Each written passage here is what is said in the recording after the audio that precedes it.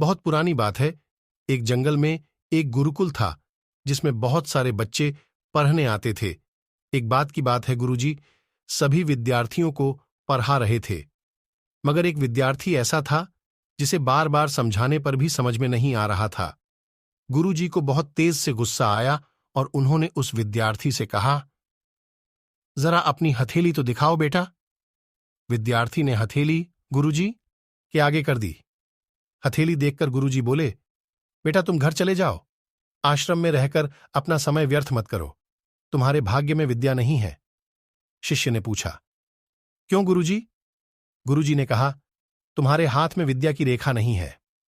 गुरुजी ने एक होशियार विद्यार्थी की हथेली उसे दिखाते हुए कहा, ये देखो, ये है विद्या की रेखा, ये तुम्हारे हाथ में नहीं।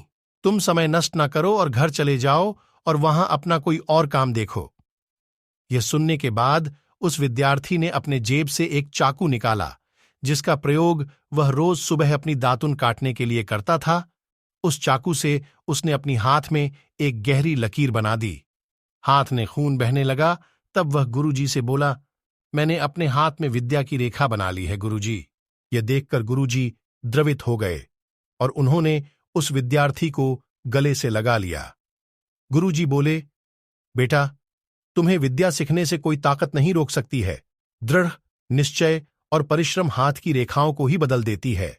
दोस्तों, वह विद्यार्थी आगे चलकर महर्षि पाणिनि के नाम से प्रसिद्ध हुए, जिसने विश्व प्रसिद्ध व्याकरण अष्टाध्यायी की रचना की है।